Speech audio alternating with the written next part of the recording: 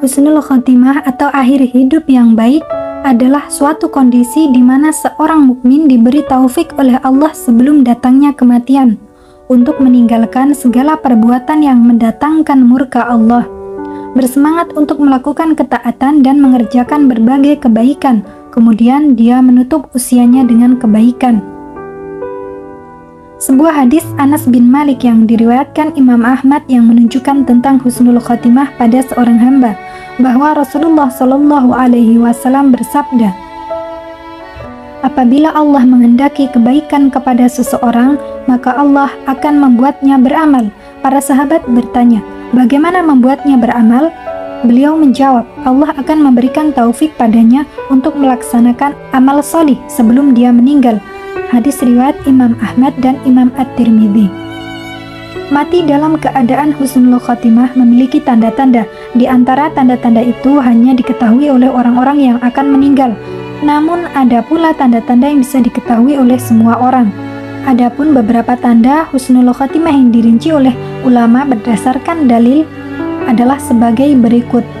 Yang pertama, mengucapkan kalimat la ilaha illallah. Seseorang yang mengucap kalimat la ilaha illallah berdasarkan sabda Nabi Muhammad SAW, barang siapa yang di akhir perkataannya adalah la ilaha illallah, maka dia akan masuk surga. Hadis riwayat Imam Abu Dawud. Yang kedua, meninggal dengan keringat di dahi, berdasarkan hadis Ibnu Buraidah bin Hashib sebagai berikut. Dari Ibnu Buraidah, dari ayahnya bahwa ia berada di Khurasan, ia menjenguk saudaranya yang sakit, ia menemuinya tengah sekarat dan dahinya berkeringat. Ia berkata, Allahu Akbar, aku mendengar Rasulullah Shallallahu Alaihi Wasallam bersabda, orang mukmin meninggal dunia dengan mengeluarkan keringat di dahinya. Hadis riwayat Imam Ahmad. Yang ketiga adalah mati pada hari Jumat. Mati pada hari Jumat atau malam Jumat berdasarkan hadis Nabi sebagai berikut. Tidaklah seorang muslim meninggal dunia di hari Jumat atau pada malam Jumat kecuali Allah menjaganya dari fitnah kubur. Hadis riwayat Imam Ahmad dan Imam At-Tirmidzi. Selanjutnya yang keempat adalah orang yang meninggal karena taun atau penyakit wabah.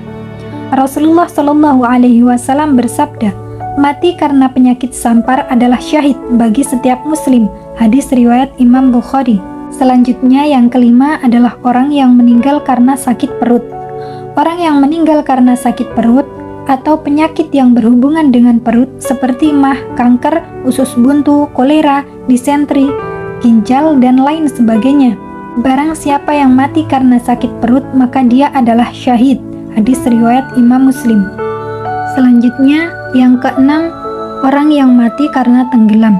Orang yang meninggal karena tenggelam karena kejatuhan bangunan atau tebing.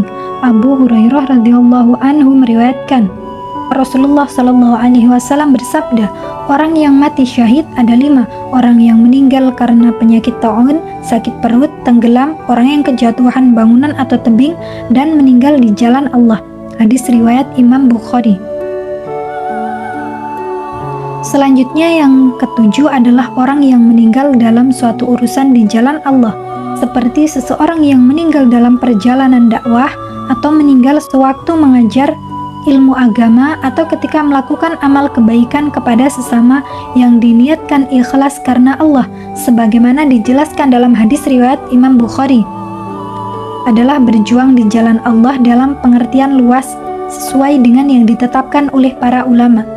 Kemudian yang kedelapan adalah seorang wanita yang meninggal karena melahirkan. Terbunuhnya seorang muslim terhitung syahid. Kematian karena wabah taun terhitung syahid. Kematian karena sakit perut terhitung syahid. Kematian karena tenggelam terhitung syahid. Dan seorang wanita yang mati karena melahirkan anaknya terhitung syahid. Hadis riwayat Imam Ahmad. Selanjutnya yang kesembilan adalah seseorang yang terbunuh karena mempertahankan harta benda dan juga kehormatannya.